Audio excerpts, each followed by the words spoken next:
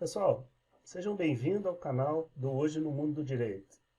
Esse é o nosso primeiro vídeo gravado, e esse tema foi escolhido devido à sua grande relevância na conquista por parte dessas pessoas portadoras dessas deficiências.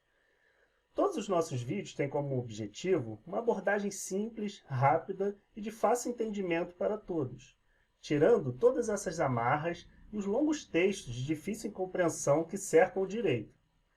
Lembrando que todas as leis que vamos tratar aqui, estatutos, decretos e diversos, são temáticas que abordaremos no canal que não são absolutas. Ou seja, elas podem ter vários entendimentos, pois todo direito, como todos sabemos, ele é muito complexo, com regras e exceções.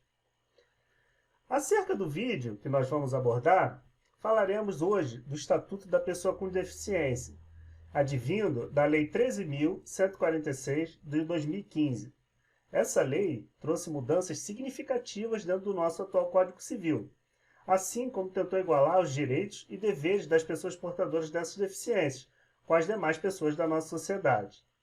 Essa lei, de acordo com as premissas trazidas pela Convenção das Nações Unidas sobre o Direito das Pessoas com Deficiência, trouxe um notável avanço para a proteção da dignidade da pessoa portadora de ausência ou disfunção de uma estrutura psíquica, fisiológica ou até mesmo anatômica.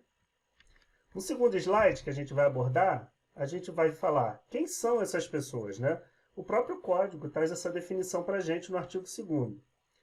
Considera-se pessoa com deficiência aquela que tem impedimento de longo prazo de natureza física, mental, intelectual ou sensorial, o qual, em interação com uma ou mais barreiras, pode obstruir sua participação plena e efetiva na sociedade e igualdade de condições com as demais pessoas, desculpe.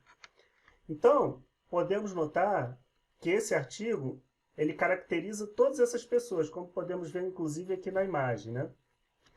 Vamos ao slide 3, para ser bem sucinto no assunto e rápido, até para não tornar um assunto cansativo. Como que é avaliado, né? Anteriormente a essa lei, não tinha nenhum tipo de avaliação para essa pessoa.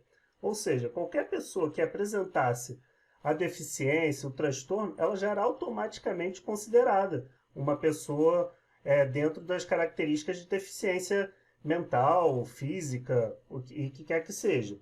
Então, a partir do advento dessa lei, foi criado esse parágrafo que diz: a avaliação da deficiência, quando necessária, será biopsicossocial, realizada por equipe multiprofissional e interdisciplinar. Ou seja, hoje em dia, para uma pessoa ser considerada, seja ela absolutamente incapaz, relativamente incapaz, ela precisa ser comprovada, precisa ter um laudo que comprove. Antes, as pessoas já eram consideradas interditas em razão de deficiência ou alguma enfermidade. A partir dessa lei, elas são plenamente capazes. Ou seja, parte da presunção que toda pessoa tem plena capacidade para realizar todos os seus atos da vida civil. No slide 4, nós vamos tratar dos absolutamente incapazes. O que a lei trouxe para a gente? A lei trouxe grandes mudanças, principalmente no que se refere ao artigo 3 e 4 do Código Civil, onde trouxeram novas diretrizes para a caracterização de relativamente incapazes e absolutamente incapazes. Como a gente pode ver aqui no slide, antes de ter essa lei do Estatuto da Pessoa com Deficiência, o que era considerado absolutamente incapaz? Que eram os menores de 16 anos, os que, por enfermidade ou deficiência mental, não tiveram o necessário discernimento para a prática dos seus atos, ou os que, mesmo por causa transitória, não puderem exprimir sua vontade. Ou seja, às vezes a pessoa estava acamada, em coma, e mesmo assim ela já era considerada absolutamente incapaz. Que é um absurdo, né, pessoal? Vamos convir. Então, depois da lei, em regra, para ser considerado hoje absolutamente incapaz, somente menores de 16 anos. Eu coloquei essa observação do artigo 26 do Código Penal, que é com relação ao doente mental. Ela diverge um pouco do Código Civil. No Código Penal, o doente mental ele é inimputável, ou seja, ele não comete crime. Acerca do nosso próximo slide, a gente já vai falar do relativamente incapaz. Quando a gente fala de relativamente incapaz, pessoal, é de praticar certos atos da vida civil. Como a gente pode ver, antes dessa lei, né, os maiores de 16 e menores de 18 anos, os ébrios habituais, os viciados em tóxicos e os que por deficiência mental têm o discernimento reduzido. Os ébrios, para quem não sabe, são os alcoólatras, aquelas pessoas que todo dia estão bebendo e não controlam mais esse ato, né? O 3 ali são os excepcionais, sem desenvolvimento mental completo. E o quarto, os pródigos, né? Os pródigos são os gastadores, aqueles que têm impulso pelo dinheiro, gastam tudo. Se tiver 100 mil, 1 milhão, ele vai gastar tudo. Isso é considerado um problema e ele é considerado relativamente incapaz, tanto antes quanto depois dessa lei. Então, o que a gente pode ver depois da lei? Que continuou os maiores de 16 e os menores de 18 anos. Os ébrios habituais e os viciados em tóxico também continuaram, só que saíram por deficiência mental, as pessoas por deficiência mental que têm o discernimento reduzido. Ou seja, essas pessoas hoje em dia elas são consideradas plenamente capazes de todos os seus atos. Obviamente, é o pressuposto.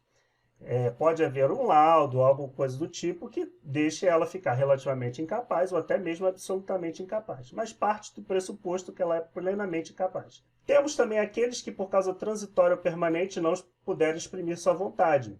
Ou seja, essas pessoas hoje em dia são consideradas também relativamente incapazes. Antes, não sei se vocês lembram no slide anterior, eles eram considerados absolutamente incapazes. E continuam também na redação os pródigos.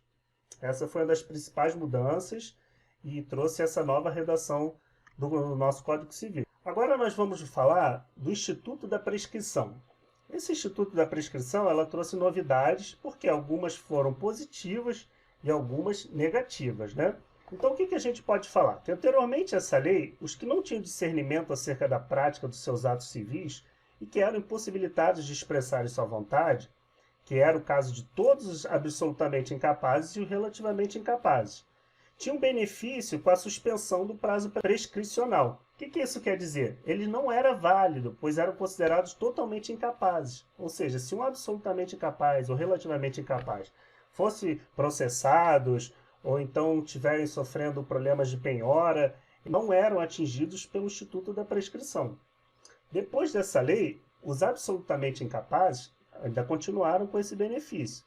Já os relativamente incapazes estão sujeitos ao Instituto da Prescrição. Então, com a nova redação dessa lei, somente os absolutamente incapazes têm esse benefício, estando os demais, que no caso são os relativamente incapazes, totalmente aptos para o cumprimento no que diz respeito ao Instituto da Prescrição.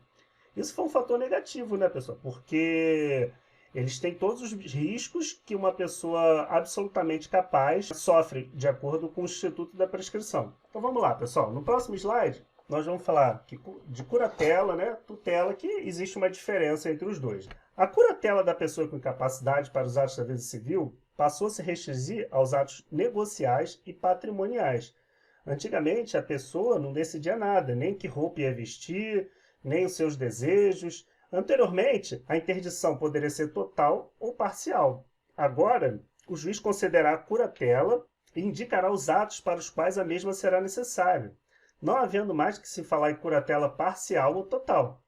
Então, depois o advento da nova lei, a curatela é somente em casos excepcionais, e o juiz que vai indicar quais atos ela será necessária. Antes não, era para todos os casos. No caso dos relativamente incapazes, ele vai ser assistido pelo pai ou pelo tutor. E os contratos que porventura ele vier assinar, pode ser anulável, não mais nulo, né, como antigamente. Os absolutamente incapazes, eles são representados por pais, tutores ou curadores. Ou seja, para ele assinar contrato, fazer negócios, ele precisa que um agente capaz represente ele. Caso não tenha esse agente capaz, é considerado totalmente nulo. Então vamos lá, galera. Esse aqui para mim é um dos maiores direitos, né? Lógico, os outros são importantes e tudo mais, mas esse daqui trouxe a dignidade para essas pessoas. Essa é a inovação do artigo 6º dessa lei, que ele diz: a deficiência não afeta a plena capacidade civil da pessoa. Com isso, é possível, ao alcance dessa lei, casar-se, celebrar união estável, direito de exercer direitos sexuais e reprodutivos, o direito sobre o número de filhos que quer ter, exercer o direito a ter uma família, entre outros.